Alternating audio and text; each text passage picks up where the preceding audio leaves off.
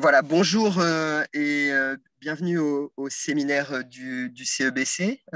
Aujourd'hui, on a le grand plaisir d'accueillir Aurore Ponchon de l'Université d'Aberdeen. Alors, je suis très heureux qu'Aurore fasse ce séminaire parce que j'ai eu le plaisir de co-encadrer sa thèse avec Thierry Boulinier à l'Université de Montpellier au Centre d'écologie fonctionnelle et évolutive. Et si on veut définir les intérêts d'Aurore qui sont assez divers, on pourrait dire que c'est une écologue quantitative qui s'intéresse à l'écologie du mouvement et plus spécifiquement à la dispersion. Et ce sera aussi le thème du séminaire d'aujourd'hui. Aurore a travaillé pas mal sur les oiseaux marins, mais pas uniquement sur les oiseaux marins. Et après sa thèse au CEF, elle a effectué plusieurs postdocs. D'abord un postdoc à l'université de Lisbonne, et puis un postdoc Marie Curie à l'université d'Aberdeen, où elle est encore dans l'équipe de Justin Travis. Donc, merci Aurore d'avoir préparé ce séminaire et je te donne la parole. Et par la suite, bien sûr, on réouvrira les micros pour toutes les questions qu'on pourrait avoir à te poser. Merci Aurore. Merci David pour l'invitation déjà. Et effectivement, aujourd'hui, on va parler de dispersion chez les oiseaux marins, qui est un peu étonnant puisqu'on a toujours l'habitude de dire que les oiseaux marins sont très, très fidèles à leur site de reproduction.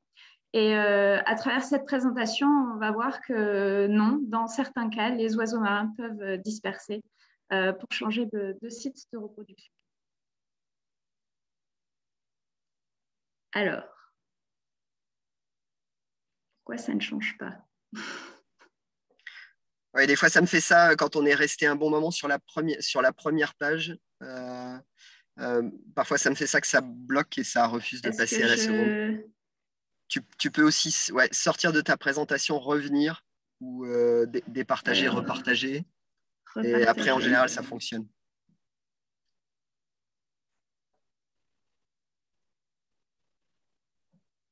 Non, alors je vais arrêter de partager. Screen. Écran. Comment on arrête de partager? Alors, attends. Peut-être si je fais ça. Ah, voilà. Ça y est, c'est bon, c'est parti.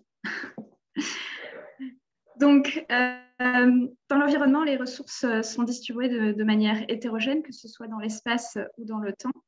Et des facteurs environnementaux tels que la température, la disponibilité de sites de reproduction, la disponibilité en ressources alimentaires, la présence de prédateurs ou de parasites. Alors, juste une petite seconde, voilà, j'enlève juste les participants. Donc, la présence de prédateurs ou de parasites vont fortement influencer la qualité environnementale d'un habitat. Et c'est notamment le cas pour les habitats de reproduction.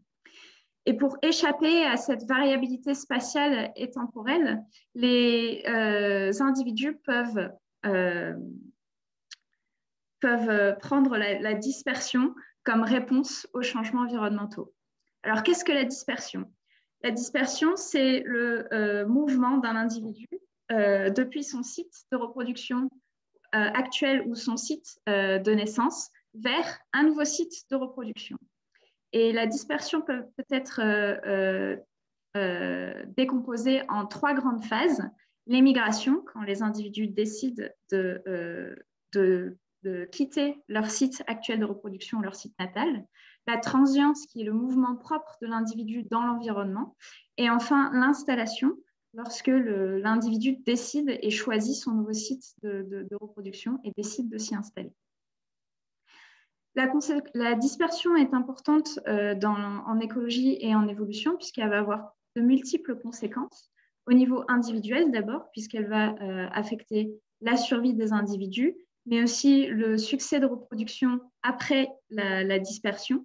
Et il peut aussi affecter le succès de reproduction de la vie entière des individus et donc affecter au final la valeur sélective des individus. La dispersion a évidemment des conséquences aussi à l'échelle de la population. puisqu'elle va affecter la dynamique, la structure et la persistance des populations dans l'environnement. Et donc, elle va affecter les flux géniques entre les différentes populations.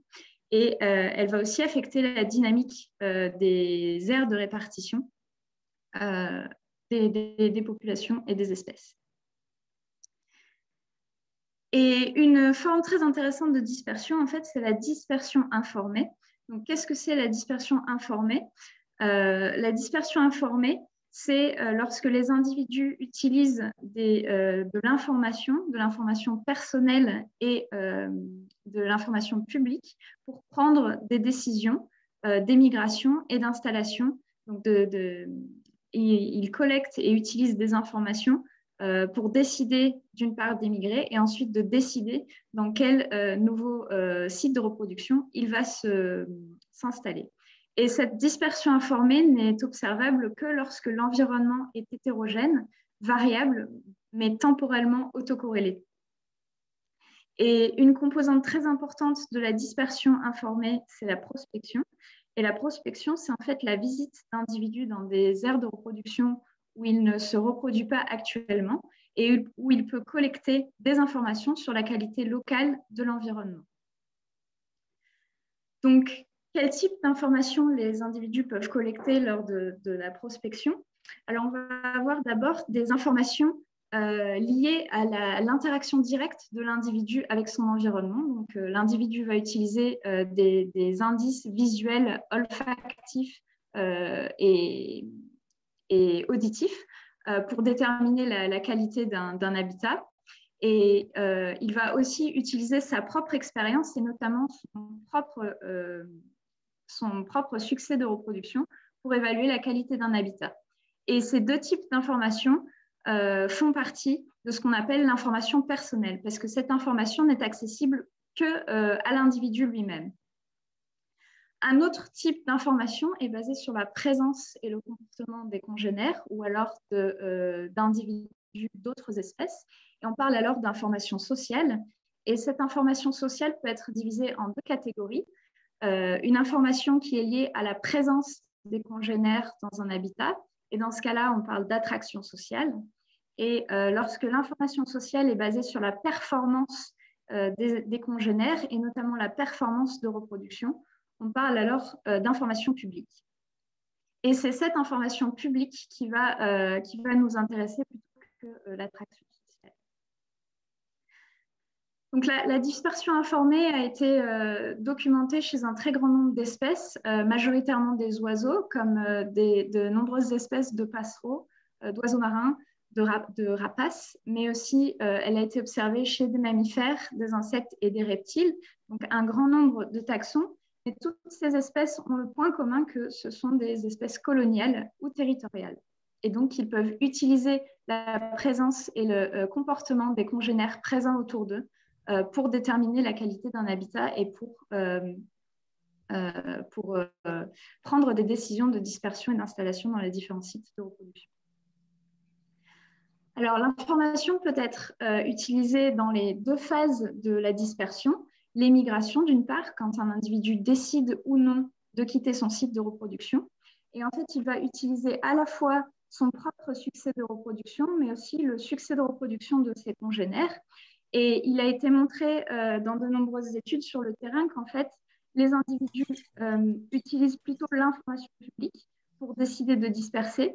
Et lorsque les individus se reproduisent parmi des congénères qui sont en succès de reproduction, alors le taux d'émigration sera faible.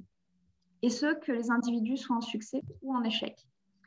En revanche, on a observé que lorsque les individus se reproduisaient parmi des congénères qui étaient majoritairement en échec, alors la probabilité d'émigrer était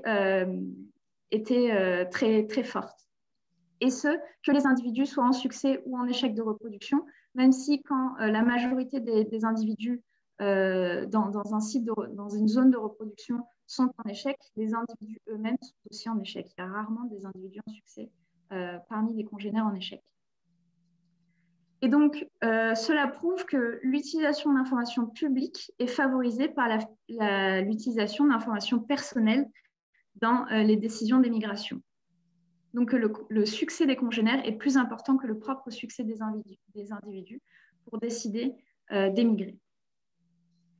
L'information est aussi utilisée lors de la phase d'installation, mais avant de s'installer dans un site de reproduction, les individus vont utiliser la prospection pour décider où s'installer. En fait, ils vont visiter différents sites de reproduction. Donc, par exemple, si le patch vert représente une très bonne colonie où les congénères sont tous en succès, une colonie intermédiaire où le succès est relativement bon et une colonie où le succès de reproduction est très faible, il va compiler toutes ces informations acquises au cours des visites de ces différentes colonies. Et il a été montré que les individus qui prospectent utilisent l'information collectée pour généralement s'installer dans la colonie prospectée la plus productive, donc là où le succès de reproduction locale est le plus fort.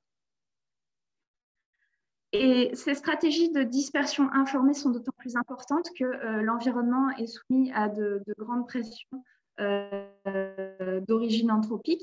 Et la dispersion informée va être notamment essentielle en réponse à des facteurs environnementaux tels que les changements climatiques, mais aussi la fragmentation de l'habitat, la pollution, l'arrivée d'espèces invasives qui vont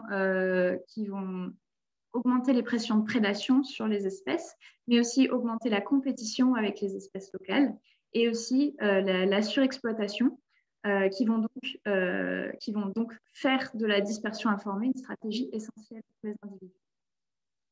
Et donc, dans ce contexte, en fait, je veux un peu exposer quelles sont les conséquences écologiques et évolutives de la dispersion informée en réponse à ces changements environnementaux. Donc, je vais consacrer 3 parties à cette question. Une partie où je vais présenter les mouvements de prospection qui ont été observés sur le terrain. Ensuite, je vais présenter une étude plus théorique sur les conséquences de la dispersion informée sur la dynamique, la structure et la persistance des populations en réponse à des changements environnementaux. Et dans une 3e partie, je vais présenter la dynamique écoévolutive de la dispersion informée. Donc, ici, un peu à contre-courant, je vais en fait partir de ce qu'on sait sur le terrain pour imaginer ensuite des méthodes de modélisation pour prédire la réponse des populations aux changements environnementaux et non pas partir de la théorie pour tester les hypothèses sur le terrain. Donc, la prospection a été observée depuis de nombreuses années. Elle a été décrite notamment chez beaucoup d'espèces d'oiseaux, et ce, à partir d'observations d'individus marqués. Le problème de l'observation d'individus marqués sur le terrain, c'est que ça demande beaucoup de temps pour l'observation des individus.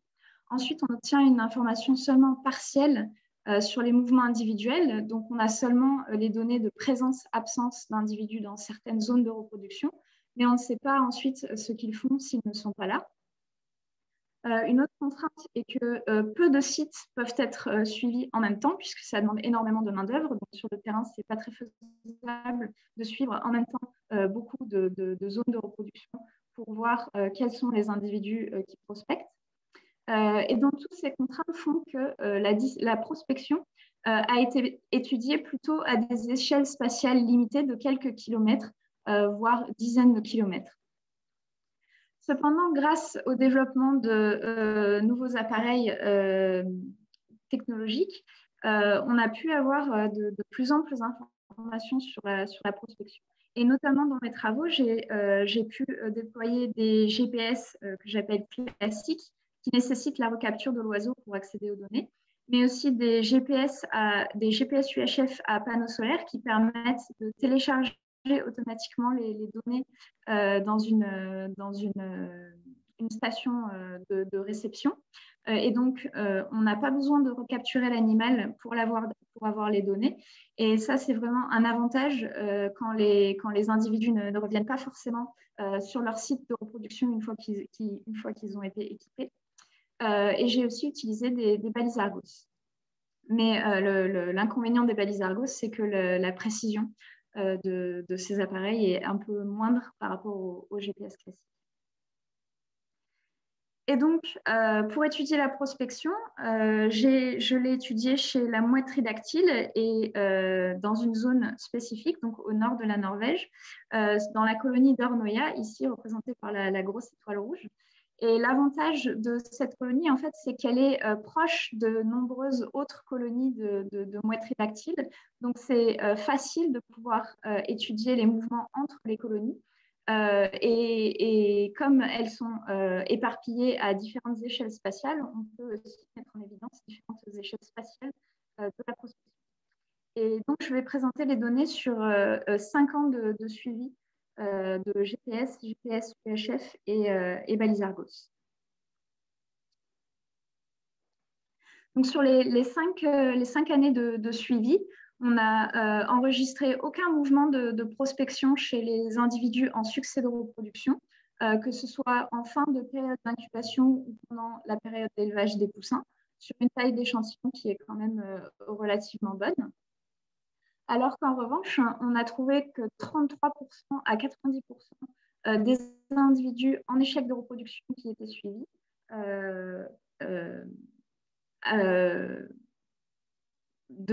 faisaient de la prospection dans différentes colonies. Et ceux à différentes échelles spatiales. Donc, par exemple, ici, vous avez les kernels à 50% de différents individus qui sont représentés par différentes couleurs. Et tous les individus suivis ici, nidifiés dans la falaise représentée par l'étoile rouge ici. Et en fait, on voit qu'ils ont visité beaucoup d'autres falaises dans leur même colonie, mais à différents endroits de l'île d'Ørnøya. Et donc, on peut voir que certains individus ont visité plusieurs falaises de cette même île, comme l'individu en vert ici, je ne sais pas si vous voyez la souris, ou l'individu en violet qui a aussi visité plusieurs falaises. Mais ces mouvements de prospection restent toutefois à une échelle spatiale limitée, puisqu'ils représentent une échelle de moins de 500 mètres de leur falaise de nidification. Une autre année, on a aussi enregistré des mouvements vers la colonie voisine de Renoya, qui est située à 1 km à l'ouest de la colonie de nidification. Donc ici, vous voyez 6 trajets différents d'un même individu qui a visité 2 falaises de l'île d'à côté. Donc ici, une échelle spatiale un tout petit peu plus vaste. Et pendant 2 années différentes, on a aussi enregistré des mouvements vers la colonie de Siltefjord, qui est située à environ 40 km de la colonie de nidification àØrnøya. Et ici, par exemple, vous voyez le même individu qui a effectué 3 trajets vers la colonie de Siltefjord, qui est située dans l'ellipse.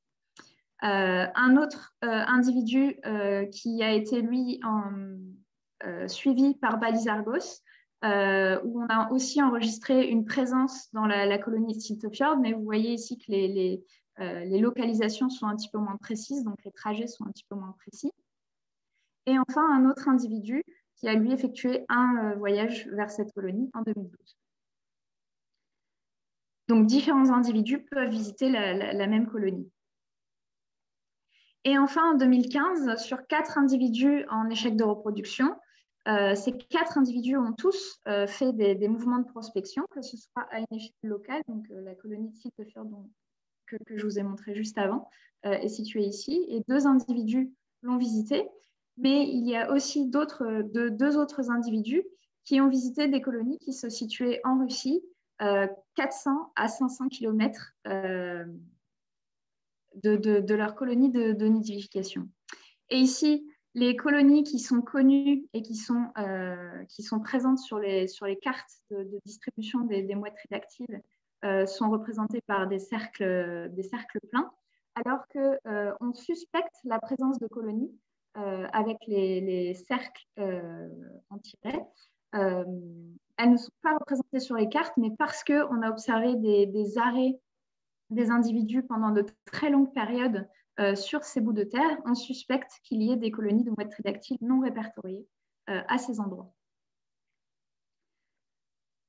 Donc, une fois qu'on a identifié ces mouvements de prospection, on s'est demandé comment les individus qui passaient du temps à la prospection rebalancer les budgets temps alloués à d'autres activités comme la recherche alimentaire ou encore le repos sur l'eau. Et ce qu'on voit en fait, c'est que les individus en échec de reproduction en gris clair passent moins de temps à s'alimenter par rapport aux individus en succès qui sont en gris foncé. Et dans le même temps, on voit qu'il y a une augmentation du temps passé à la prospection. Et on voit aussi des voyages où les individus en échec font à la fois de la recherche alimentaire et de la prospection. Et dans le même temps, pour compenser le temps passé à la prospection, on voit aussi que les individus en échec passent aussi plus de temps à se reposer sur l'eau par rapport aux individus en succès. Donc, au final, les individus qui prospectent passent moins de temps à s'alimenter, ils passent plus de temps à prospecter et ils passent plus de temps à se reposer sur l'eau. Et quand on regarde au contraire le temps passé à la colonie et le temps passé sur leur nid, ici vous avez une inversion des couleurs, attention, avec les individus en succès qui sont en gris clair et les individus en échec de reproduction qui sont en noir. Donc, les individus en échec de reproduction le sont dès leur suivi. Donc on voit que pendant une dizaine de jours, en fait, leur présence au nid est la même que celle d'individus en succès de reproduction. Mais après un certain jour, ils désertent tous la colonie, donc il n'y a plus aucun oiseau qui passe du temps sur le nid, alors que les individus en succès de reproduction continuent, eux, de passer une moyenne de 50% de leur temps par jour sur leur nid. Donc on voit vraiment une différence dans le temps passé au nid et donc dans la gestion du temps passé dans les différentes activités. Et quand on regarde le temps passé à prospecter chez les individus en échec, on constate qu'une fois qu'ils ont déserté leur colonie, en fait, ils commencent à passer beaucoup de temps dans les colonies prospectées et on voit donc une augmentation du temps passé dans les autres colonies de reproduction. Ensuite, je m'étais aussi intéressée à voir comment les individus en échec de reproduction utilisent leur habitat d'alimentation par rapport aux individus en succès. Est-ce qu'ils utilisent le même espace ou est-ce qu'au contraire, ils sont ségrégés spatialement? Et en fait, en 2010, on s'aperçoit que ici, vous avez les individus en succès et ici, les individus en échec. Et on constate qu'il n'y a pas vraiment de différence entre les habitats d'alimentation des deux groupes. Donc, ça veut dire qu'ici, ils ne se ségrègent pas. Et on a eu la même tendance une autre année où tous les individus se nourrissaient aux abords de la colonie de reproduction. Donc, là encore, pas de ségrégation spatiale, ni même par le sexe. Donc, tous les individus qui nichent à Hornoia se nourrissent sur les mêmes zones d'alimentation. Ensuite, j'ai mené aussi une autre étude, toujours sur des mouettes tridactyles, mais cette fois sur des mouettes tridactyles qui nichaient dans 3 colonies de la Manche, une à Boulogne-sur-Mer, une autre à Fécamp et une à Saint-Pierre-du-Mont.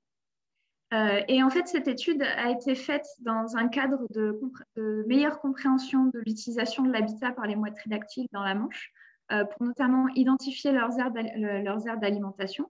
Donc ici, en fait, chaque couleur représente les localisations d'alimentation et de repos de mouettes tridactyles par colonie. Donc en bleu, Saint-Pierre-du-Mont, en rouge, Fécamp et en noir, Boulogne. Donc on voit que ces 3 colonies ont des aires d'alimentation qui sont relativement distinctes, même si Saint-Pierre-du-Mont et Fécamp ont des overlaps. Mais en regardant de plus près le comportement de certaines mouettes, ah oui, un détail aussi, c'est que la grande différence aussi avec l'étude qui était menée en Norvège, c'est que les individus ici ont été capturés au hasard et on n'avait aucune idée de leur succès de reproduction, ni même le succès de reproduction de la colonie, parce qu'il n'y a pas de suivi ni individuel, ni du succès de reproduction au cours de la saison. On a seulement un taux de reproduction final à la fin de la saison. Donc, on ne savait rien de ces mouettes. Et en regardant de plus près leur comportement, on s'est rendu compte que 2 individus, l'un qui nichait à Saint-Pierre-du-Mont ici et un autre qui nichait à Boulogne-sur-Mer, avaient des comportements un peu différents. Et quand on zoomait en fait sur les aires d'alimentation utilisé par la plupart des congénères, par exemple à Boulogne-sur-Mer. Donc ici, vous avez les kernels à 50 et 90% de tous les individus.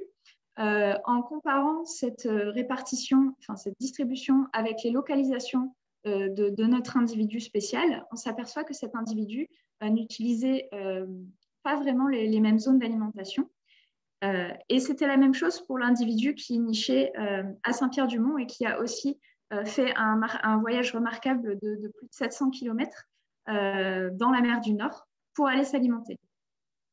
Et donc ici encore, on s'aperçoit que l'individu utilise partiellement les aires d'alimentation de ses congénères, mais utilise aussi d'autres aires d'alimentation. Et en zoomant sur les différentes colonies de moitrines dactyles qui sont connues, on s'est aussi rendu compte que en fait, l'individu qui nichait à Boulogne-sur-Mer avait effectué des mouvements de prospection dans la colonie de Cap-Blanc-Nez, située à 25 km au nord de Boulogne, et que l'individu qui nichait à Saint-Pierre-du-Mont avait aussi visité la colonie de Cap-Blanc-Nez, mais avait aussi visité la colonie de Fécamp. Donc ici, dans la Manche, on a observé des mouvements de prospection entre 25 et 250 km depuis la colonie de nidification. Donc, on pense, à cause de ces comportements, que ces individus étaient en échec de reproduction et c'est pourquoi ils ont montré des mouvements de prospection et des comportements un peu différents de leurs congénères. Donc, pour résumer cette partie, on peut dire que la prospection est plutôt commune chez la moitrine dactyle, mais qu'elle intervient uniquement chez les individus en échec de reproduction, qu'elle intervient à des échelles spatiales très variées, depuis quelques centaines de mètres jusqu'à quelques centaines de kilomètres, ce qui était jusqu'ici plutôt méconnu. On a aussi observé des réajustements dans les budgets temps alloués à différentes activités comme la recherche alimentaire ou le repos sur l'eau. Et enfin, on a des résultats plutôt contrastés dans l'utilisation de l'habitat d'alimentation, puisque par exemple en Norvège, les individus en échec et en succès de reproduction utilisent les mêmes zones d'alimentation, alors que les deux oiseaux qui sont suspectés d'être en échec de reproduction dans la Manche, eux, n'utilisaient pas les mêmes aires d'alimentation. Donc la moitrine dactyle, on savait qu'elle pouvait disperser dans certaines conditions, et notamment lorsqu'elle était en échec de reproduction et qu'elle essayait de se reproduire dans une colonie elle-même en échec de reproduction.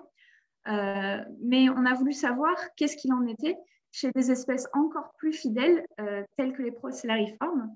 Et c'est pourquoi on a posé des GPS et des GPS UHF sur des albatros à bec jaune dans la colonie de l'île d'Amsterdam, dans l'océan austral.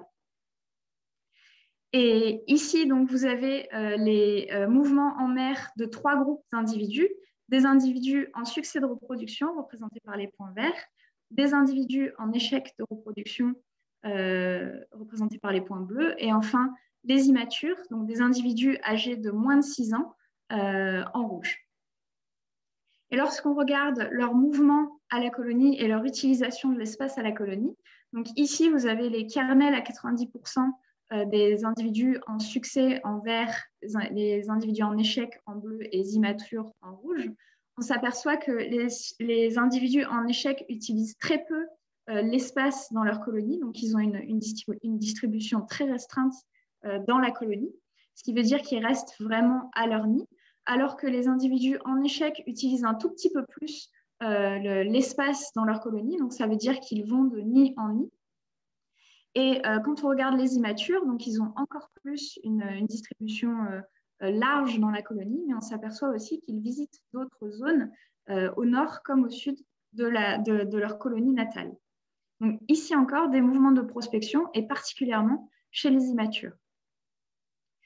Donc, il semblerait aussi que la prospection soit commune, même chez des espèces qui sont extrêmement fidèles à leur site de reproduction, mais que chez ces espèces, il est possible que les jeunes individus prospectent plus et que cette fréquence de prospection diminue avec l'âge, et qu'une fois qu'ils sont établis, qu'ils ont choisi leur site de reproduction, il y a peu de chances qu'ils dispersent après. Donc, pour l'instant, je vous ai présenté les mouvements de prospection qui aident à décider si les individus vont disperser ou pas de leur site de reproduction.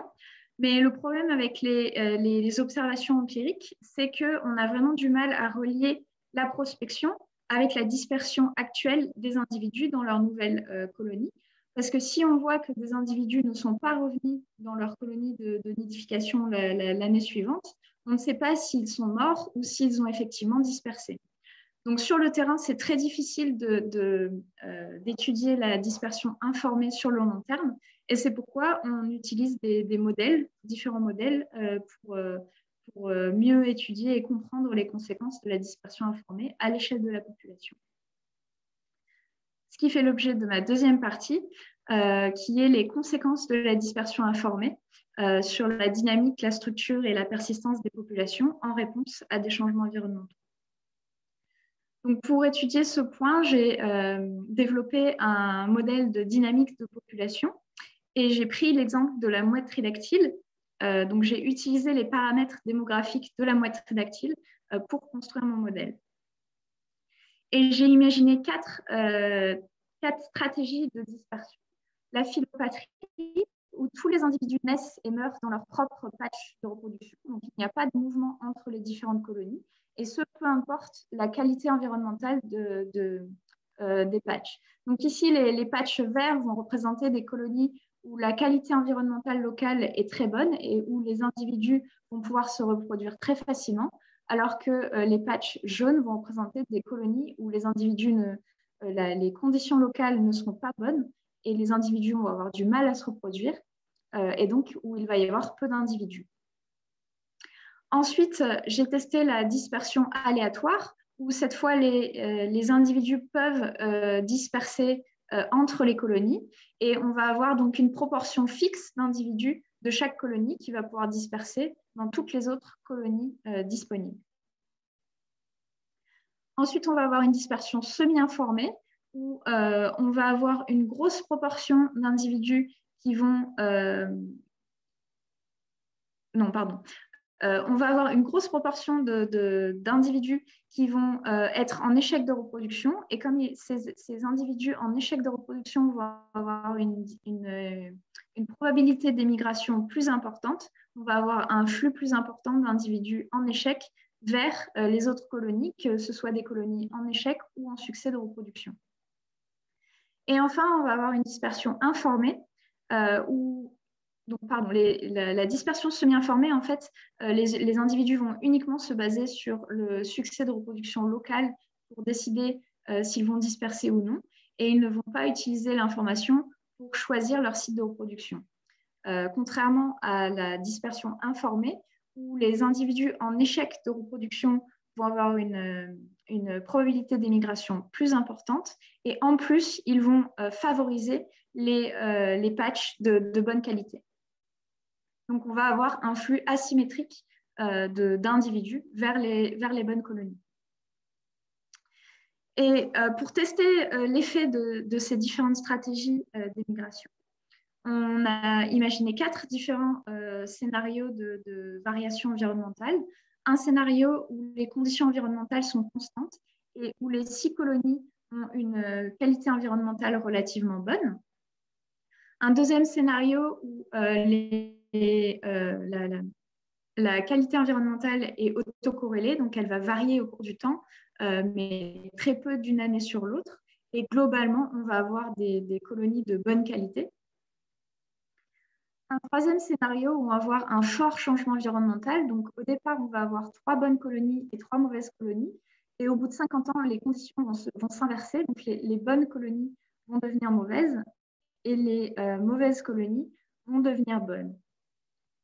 Et enfin, un quatrième scénario où on a modélisé un gradient. Donc ici, en fait, chaque colonie va devenir bonne, mais une seule colonie sera bonne à la fois et il y aura un temps où aucune colonie ne sera assez bonne pour que les individus puissent se reproduire de manière efficace. Donc ici, vous avez les résultats liés à la dynamique temporelle de la population avec les 4 types de dispersion. Et on voit en fait que dans les scénarios constants ou temporellement autocorrélés, on voit que la population, les tailles de population sont très similaires et que la dispersion n'influence pas du tout sur la dynamique de population. En revanche, quand on regarde le scénario où les conditions environnementales s'inversent, on voit qu'avant le changement environnemental, les trois stratégies de dispersion, phylopatrie, dispersion semi-informée et informée, maintiennent la population à des hauts niveaux, alors que la dispersion aléatoire fait que la population diminue au cours du temps. Et au moment où les changements environnementaux arrivent, on voit en fait que la dispersion aléatoire et la phylopatrie font baisser la taille de population de façon drastique. Et on voit même que la phylopatrie amène à l'extinction de la population totale, alors qu'au contraire, la dispersion informée, ici en rouge, et la dispersion semi-informée en orange, maintiennent les populations à des niveaux beaucoup plus élevés et en plus, la population réaugmente au cours du temps. Donc ici, on peut vraiment voir que la dispersion informée ou semi-informée aide les populations à persister au cours du temps. Et lorsque les populations font face à un gradient environnemental, on voit cette fois que sur le long terme, toutes les dynamiques de population baissent, mais toujours la dispersion informée et semi-informée maintiennent les populations, au moins sur le court terme, à des niveaux plus élevés que la dispersion aléatoire ou la phylopatrie. Quand on regarde ce qui se passe au niveau de la structure de la population avec la phylopatrie, au départ, on va avoir des colonies de grande taille avec beaucoup d'individus qui se reproduisent bien sur des colonies de bonne qualité et très peu d'individus qui se reproduisent très mal sur les patchs de mauvaise qualité. Et quand les conditions environnementales vont s'inverser, on va avoir une disparition des individus qui se reproduisent bien, mais le nombre d'individus qui restaient dans les mauvaises colonies qui deviennent bonnes n'est pas suffisante pour maintenir les populations. Et donc, sur le long terme, on va observer une extinction de la population. Avec une dispersion aléatoire, on observe en fait que avant les changements environnementaux, on a une très grande proportion d'individus depuis les grosses colonies qui vont disperser, et ce, peu importe le succès de reproduction des colonies choisies. Donc, il va y avoir beaucoup d'individus qui vont arriver sur les bonnes colonies, mais aussi sur les mauvaises colonies, alors que le flux d'individus depuis les mauvaises colonies vers les bonnes colonies sera restreint, puisqu'il n'y aura pas beaucoup d'individus en proportion par rapport aux colonies de grande taille. Et quand les conditions environnementales s'inversent, on va avoir un flux d'individus des grosses populations qui vont coloniser les patchs nouvellement de bonne qualité, et très peu de flux depuis les patchs de mauvaise qualité vers les patchs de bonne qualité. Au final, la population va se remettre à l'équilibre avec dans les bonnes colonies beaucoup d'individus qui se reproduisent bien et dans les mauvaises colonies des individus en échec de reproduction qui ne se reproduisent pas très bien. Et au final, donc, la population va se rééquilibrer et c'est ce que je viens de dire, le flux majoritaire va venir des grosses colonies vers les colonies de plus petite taille. Et donc, on va avoir une dynamique de source-puits avec les colonies de mauvaise qualité qui vont persister grâce à l'arrivée d'immigrants des bonnes colonies. Dans le cas de la dispersion semi-informée, en fait, on observe la même dynamique, sauf qu'au lieu d'avoir des flux des grosses colonies vers les colonies de mauvaise qualité, on va avoir plutôt un flux des individus en échec de reproduction qui seront majoritaires dans les colonies de mauvaise qualité et qui vont disperser à la fois dans les mauvaises colonies et les bonnes colonies. Donc, quand les changements environnementaux vont survenir, les individus des bonnes colonies vont disperser vers les nouvelles bonnes colonies et les colonies de mauvaise qualité vont voir leur population diminuer, avec toujours un flux majoritaire d'individus en échec vers les bonnes colonies, mais aussi les mauvaises colonies. Donc, encore une fois, dans ce cas-là, on a une dynamique de source-puits. En revanche, lors de la dispersion informée, on va avoir très peu d'individus en échec de reproduction dans les bonnes colonies. Donc, on va avoir un flux vers les bonnes colonies très, très faible. Et les individus en échec de reproduction qui ont fait la prospection vont tous s'installer dans les colonies de bonne qualité. Donc, au final, on va observer une disparition des individus des mauvais patchs et une persistance des patchs de bonne qualité. Quand les conditions environnementales vont s'inverser, on va avoir un flux de tous les individus en échec qui vont aller vers les bonnes colonies et les bonnes colonies qui sont devenues mauvaises vont s'éteindre. Donc, dans ce cas-là, on va avoir une dynamique d'extinction-recolonisation avec les bons patchs qui vont être colonisés et les mauvais patchs qui vont être éteints. Et dès que les changements environnementaux vont survenir, les individus vont être capables de suivre les changements environnementaux et donc les bonnes colonies. Donc, au final, on peut dire que la dispersion informée ne peut être ignorée dans un contexte de changement environnemental, puisqu'on voit qu'elle a des conséquences capitales sur la dynamique, la structure et la persistance des populations, et surtout qu'elle aide les individus finalement à quitter les mauvais patchs et à s'installer dans des patchs de meilleure qualité, ce qui aide sur le long terme la population totale ce qui aide les individus à produire plus de progéniture. Donc, une fois que j'ai étudié l'effet de la dispersion informée sur la dynamique et la structure des populations, j'ai voulu en savoir un peu plus sur la dynamique éco-évolutive de la dispersion informée. Donc, qu'est-ce qui se passe quand la dispersion évolue et quand la prospection évolue? Donc, j'avais deux questions en particulier. Quelle est la meilleure stratégie de prospection pour un individu et comment les stratégies d'émigration évoluent en même temps que cette stratégie de prospection.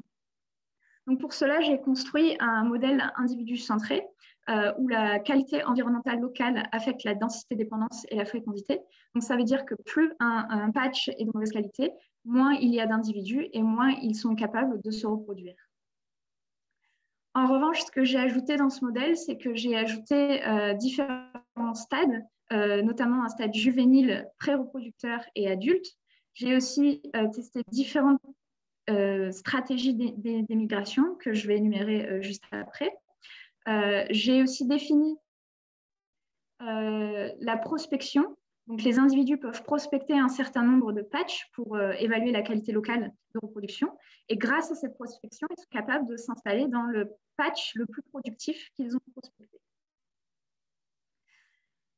Donc, par rapport à l'évolution du nombre de patchs prospectés, j'ai voulu savoir s'il était plus favorable pour un individu de prospecter un faible nombre de patchs. Donc, par exemple, ici, cet individu va prospecter 2 patchs et il va s'installer dans celui qui a le meilleur succès de reproduction. Ou alors, est-ce que pour un individu, c'est mieux de prospecter tous les patchs disponibles et de s'installer dans le meilleur des patchs disponibles? Et par rapport à ce nombre de patchs, j'ai aussi voulu savoir comment les probabilités d'émigration évoluaient. Et dans ce cas, j'ai construit trois stratégies d'émigration. Une où tous les individus avaient la même probabilité d'émigration, donc juste un seul paramètre qui pouvait évoluer. Ensuite, une stratégie d'émigration où les décisions sont basées sur l'utilisation d'informations personnelles. Donc ici, en fait, les individus en succès de reproduction vont avoir une très faible probabilité d'émigration et les individus en échec de reproduction vont avoir une très forte probabilité d'émigration. Et une troisième stratégie d'émigration où les individus utilisent à la fois l'information personnelle et publique, donc ils utilisent leur propre succès de reproduction, mais aussi le succès de reproduction locale.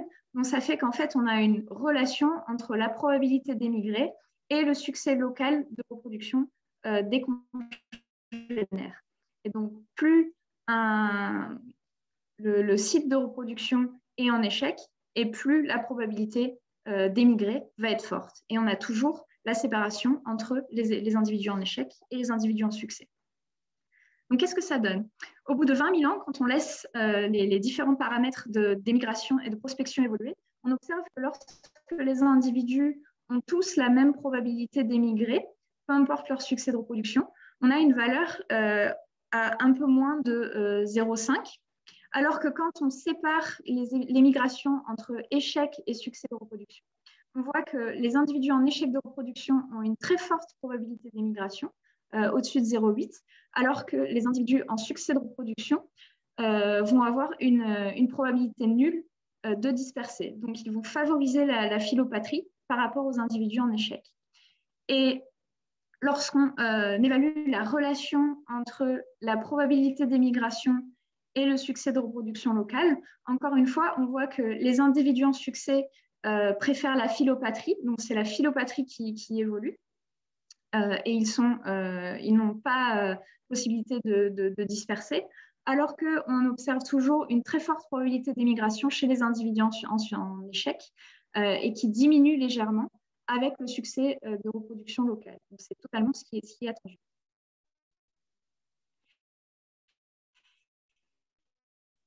Lorsqu'on ajoute un coût à la de patch, et plus il va avoir une forte mortalité, on observe une diminution de la probabilité d'émigrer lorsque tous les individus ont la même probabilité d'émigration. Donc, elles observent toujours une plus forte émigration lorsqu'on est en succès, sachant que, encore, les individus en succès. On a aussi la même tendance entre l'individu utilise à la fois l'information personnelle et publique, sauf que cette fois-ci, la relation entre émigration et succès de reproduction locale est beaucoup plus marquée, sachant que la probabilité d'émigrer baisse vraiment lorsque le succès de reproduction locale est fort. En termes de nombre de patchs prospectés, qu'est-ce qui est donc par rapport à ces probabilités d'émigration, on voit aussi en fait que tous les individus favorisent un faible nombre de patchs prospectés, donc en moyenne 2 patchs pour les individus, et ce, quelle que soit la stratégie d'émigration, que ce soit sans utilisation d'informations ou alors en utilisant l'information personnelle ou l'information publique. Donc, quelle que soit la stratégie d'émigration, le nombre de patchs prospectés reste faible.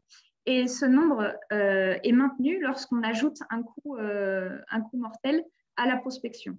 Donc, ça veut dire que même lorsque la prospection est coûteuse, les individus favorisent quand même la prospection, mais tout en visitant un faible nombre de patchs. Et ce que j'ai oublié de dire ici, c'est qu'à gauche de la ligne rouge, ça représente l'installation aléatoire des individus. Donc, ça veut dire qu'ils n'utilisent pas la prospection pour choisir leur futur site de reproduction.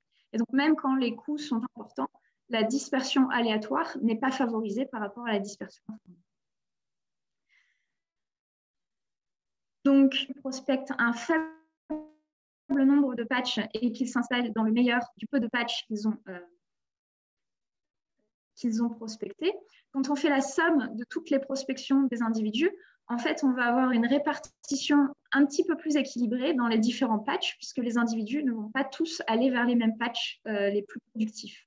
Donc, il va y avoir un effet de densité-dépendance moindre à l'échelle de la population. En revanche, si un individu prospectait tous les patchs et s'installait dans le meilleur des meilleurs patchs, on aurait une accumulation de tous les individus qui viendraient dans le même patch. Donc, ça veut dire qu'il y aurait un effet de densité-dépendance fort sur ce patch. Et donc, les individus seraient moins à même de produire de nombreuses progénitures. Et dans ce cas-là, ils seraient amenés à plus disperser vers l'autre patch productif. Donc, sur le long terme, en fait, ça n'aide pas une dynamique optimale à l'échelle de la population. Et on l'observe totalement en regardant la structure de la population avec cette évolution de la dispersion informée. Et on voit en fait que ici, vous avez les trois types d'émigration avec les différentes couleurs et vous avez la répartition des individus sur les meilleurs patchs, les patchs intermédiaires ou alors les patchs de plus mauvaise qualité. Et en fait, on s'aperçoit qu'il y a beaucoup d'individus sur les patchs de meilleure qualité, un nombre intermédiaire sur les patchs intermédiaires et un nombre très faible d'individus sur les patchs les plus mauvais. Et cette répartition n'est absolument pas modifiée lorsque les... Donc ici, ça veut dire que la stratégie d'émigration a peu d'influence finalement sur la structure de la population et que c'est vraiment la prospection et le choix d'installation dans la dynamique de la population. Donc, pour résumer cette dernière partie, on peut dire que la prospection est favorisée lorsque les individus prospectent un faible nombre de patchs et des prospections qui ont été observées notamment avec des appareils de biologuing, que ce soit par exemple chez la mouette tractile ou même chez l'albatros à sourcils noirs. On voit en fait que chaque individu visite seulement 1, 2, 3 colonies, alors qu'en fait, il pourrait en visiter plus puisqu'il y a plus de colonies disponibles à la prospection, mais qu'au final, ils n'en prospectent que très peu. On a aussi la confirmation que les individus en succès de reproduction et aussi les individus en échec de reproduction qui vivent dans des patchs en succès ne dispersent pas. Donc ça, c'est vraiment quelque chose de nouveau. Ça veut dire qu'il y a vraiment une distinction entre les individus en succès qui sont philopatriques et les individus en échec de reproduction qui, eux, ont une plus forte probabilité de dispersion. Et donc, ça veut dire que à la fois l'information publique et personnelle, donc ces deux types d'informations sont vraiment capitales dans l'évolution de la dispersion et que c'est vraiment la combinaison de la stratégie d'immigration et la stratégie de prospection qui influence les processus de dispersion. Et on peut aussi souligner que la dispersion informée est toujours favorisée par rapport à l'émigration aléatoire, donc la dispersion aléatoire, et particulièrement quand les coûts sont forts. Donc, ça veut dire que la prospection est vraiment une stratégie essentielle, notamment en réponse aux changements environnementaux. Donc, pour résumer, on peut dire que les stratégies de dispersion informée sont efficaces pour échapper à des conditions environnementales qui se dégradent. Et qu'à l'échelle individuelle, ne rien savoir sur les autres sites de reproduction, c'est mauvais, mais aussi en savoir trop, c'est mauvais aussi. Donc, il faut prospecter un nombre relativement faible de colonies et que la dispersion informée affecte vraiment la dynamique, la structure et la persistance des populations, notamment à travers des mouvements individuels très asymétriques. Donc, en perspective, évidemment, il faudrait collecter plus de données sur le contexte environnemental de la dispersion informée, et notamment en suivant des individus dans des colonies dont les succès de reproduction sont contrastés, donc des colonies où le succès de reproduction est bon et des colonies où le succès de reproduction est mauvais. Il faudrait aussi mieux comprendre l'effet de facteurs individuels tels que le sexe, l'âge, l'expérience ou encore la personnalité qui peuvent grandement affecter les choix de prospection et les choix d'installation dans les différentes colonies.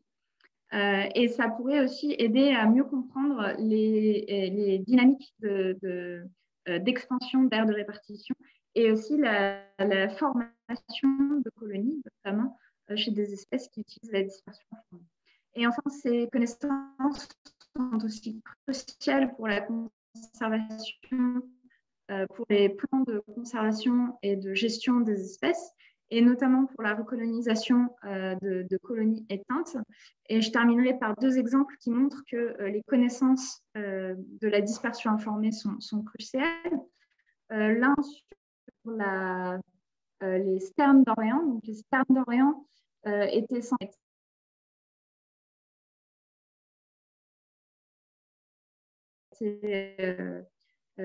qui ont été recensés à partir des années 2000. Et il y a eu un temps en place pour attirer les sternes vers ils ont réussi à atteindre 100 individus, donc à attirer les individus vers les nouvelles colonies et à être colonies. Dans les années 2000,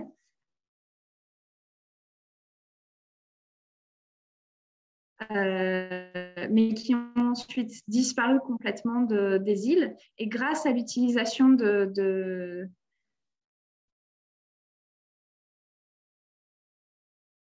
je sais pas comment on dit, de decoys, enfin des statuettes de sternes, et à l'utilisation de playback et de tenir les sternes pour se reproduire, et à quelques dizaines d'individus, grâce donc aux connaissances acquises sur l'utilisation de l'information sociale chez les espèces. Donc je vais m'arrêter là, je suis désolée. Donc tout ce travail n'aurait pas été possible sans toutes les collaborations qui ont été établies au cours du temps, notamment Thierry Boulinier et David Grémillet qui m'ont encadré pendant ma thèse, et puis tous les gens au CEF, au CEBC et l'équipe à Aberdeen. Je voudrais juste avoir une petite pensée pour Jérémy Tornos qui soutient sa thèse actuellement, et je vous remercie de votre attention. Merci beaucoup Aurore, et aussi pour avoir rendu ton exposé accessible au plus grand nombre. Et je pense que c'est vraiment des travaux qui ont amené un changement de paradigme, parce qu'en biologuing, depuis toujours, on avait un petit peu l'impression d'écrire l'histoire des gagnants. Et donc, tu nous rappelles qu'il faut aussi parler des perdants. Et qui seraient un peu les oubliés de l'histoire, et qui occulteraient toute une phase de l'écologie, du mouvement des espèces. Alors, on va prendre des questions, mais peut-être pour lancer la ronde des questions et élargir le débat.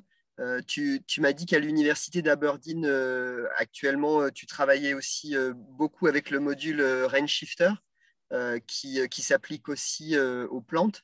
Et je me demandais dans quelle mesure certains des concepts que tu nous as exposés sont transposables aux plantes, ou si de toute façon, quand il s'agissait de dispersion informée, comme chez les plantes, c'est très souvent passif, on ne pouvait pas du tout transférer ce type de concept. Je me demandais s'il y avait des passerelles, et notamment par l'utilisation de Rainshifter.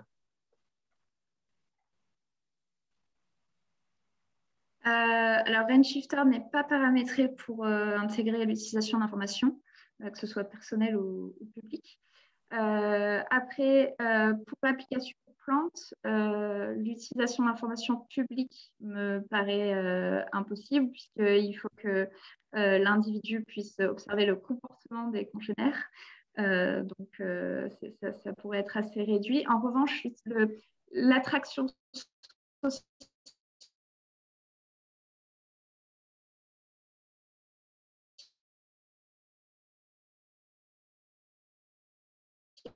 potentiellement par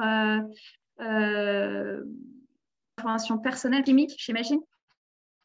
Donc, s'il y a certaines espèces voisines dans un certain habitat, et qu'une graine de plante détecte ces indices, elle va se dire c'est le bon endroit, je vais germer. Donc, ce serait plus de l'information personnelle que publique ou sociale, même, parce que la présence des congénères, ça veut dire qu'il y a quand même une observation individuelle de la présence dans l'habitat. Donc, si ça passe par des moyens indirects, comme des indices chimiques, c'est tout ce qui est information personnelle.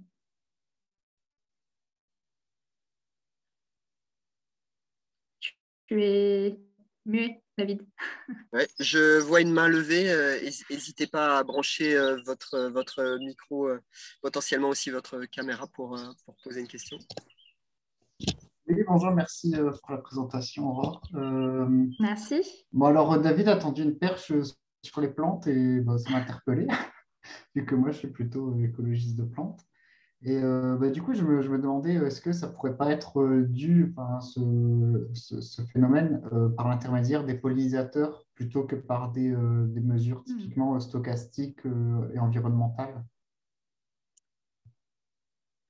Ça pourrait, mais alors ça va être des systèmes très différents parce que, enfin, il faudrait un peu revoir les définitions parce que déjà on bataille pour être clair, faire la distinction entre l'attraction sociale qui est juste la présence des congénères, donc généralement ça passe par la taille des colonies par exemple, et l'information publique qui est vraiment basée sur le succès de reproduction, donc peu importe le nombre d'individus, du moment que les individus sont en succès de reproduction, c'est ça qui va donner de l'information aux individus.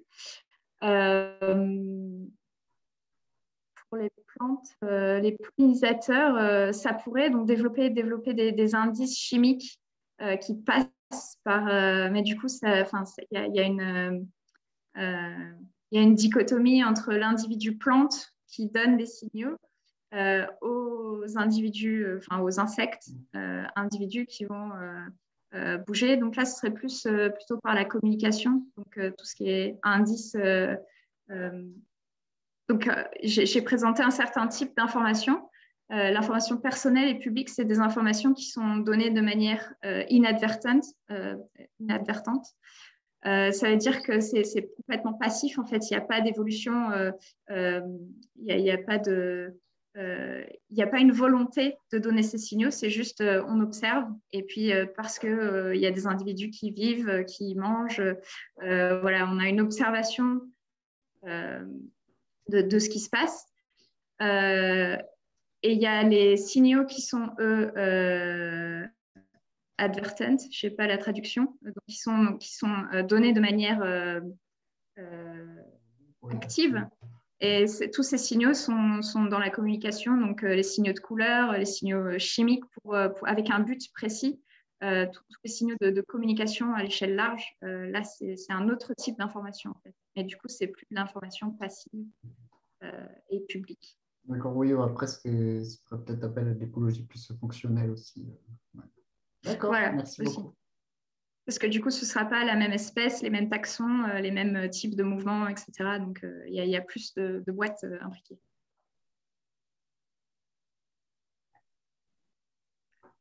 Merci bien, Aurore. Est-ce qu'il y a d'autres questions? Merci.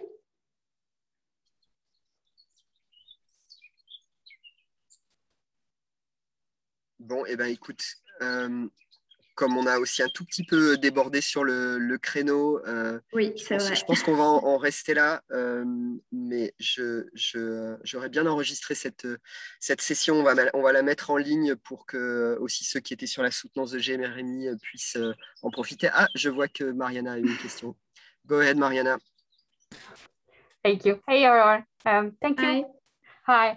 I was wondering if you can elaborate a bit more. I saw in your graphs like you have a cost, if that is a cost of dispersal and what is it and how it was included in your model?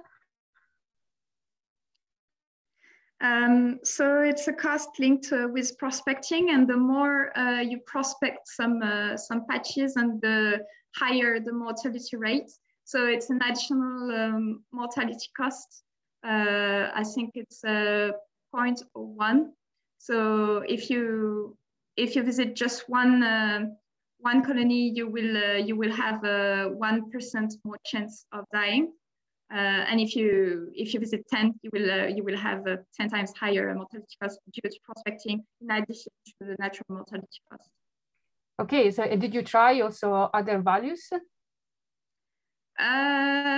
In an initial model, I tried it, yes. And if it's too costly, then the random dispersal is favored. Okay, thank you. So, but you need to put a very high cost to make the individuals evolve towards a random immigration. Okay, thank you.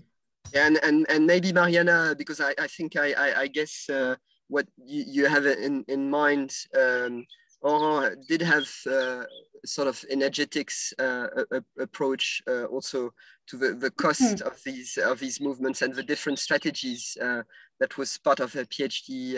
Oran didn't present here, but it's a paper in Ecosphere called "When Things Go Wrong," and that's the chapter which actually used metrics of energetics to compare the different strategies.